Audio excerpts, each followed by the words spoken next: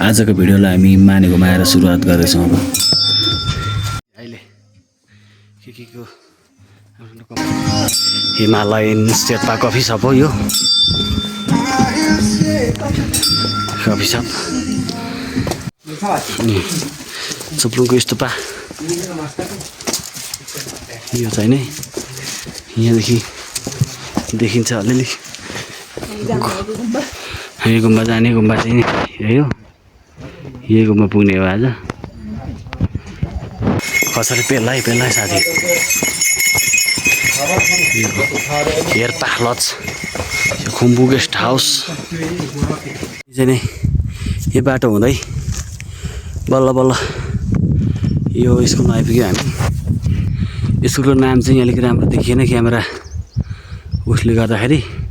Shri Manjushree Buddhist basic school भनेर लेखेको छ यहाँ। हामी जाने योजना चाहिँ यहाँसम्म छ, यो पहरभित्र सल्ल सेक्दो रहेछ।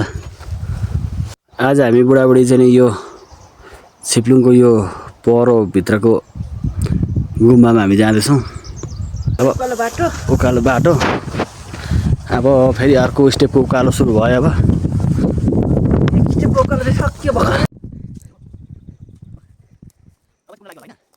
आइफोन लाग्यो। अब यो उकालो सकेपछि मिनी ब्लक हो यो,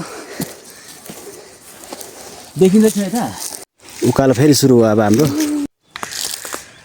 उकालो साह्रो पर्दो रहेछ नि, फेफे भइदियो रहेछ नि। भयो यार। फाइनली अब चाहिँ हामी कम्पाउन्ड गेट निता आइपुग्यौँ। ठ्याक्कै गेटमा आइपुग्यौँ हामी यो पहरोभित्रको गुम्बामा। अब लगभग पुग्न लाग्यौँ। टक्क हामी यो ठुलो माने यो सानो माने हामी घुमाउँछौँ।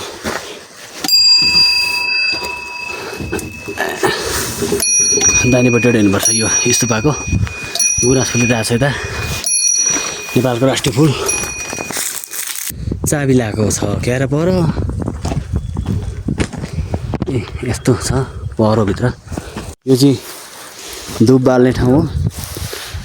अब हामी फाइनली आइपुग्यौँ, तर यो गुम्बामा चाहिँ चाबी लगाएको रहेछ, तालचा लगाएको रहेछ। यहाँदेखि अब हामी गयो नि, यहाँदेखि यसो हेर्ने हो।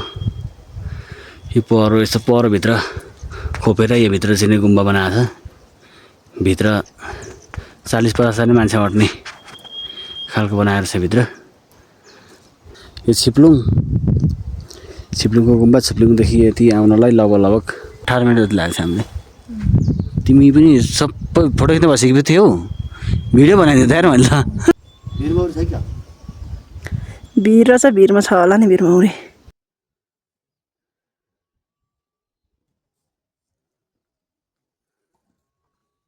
यसो माने साने घुमाइयो। गुम्बा मेन गुम्बा चाहिँ अहिले बन्द भएर छ, अर्को दिन आउने शर्तमा हामी चाहिँ नि लाग्यौँ। अब ओह्रालो अघि उकालो अहिले ओह्रालो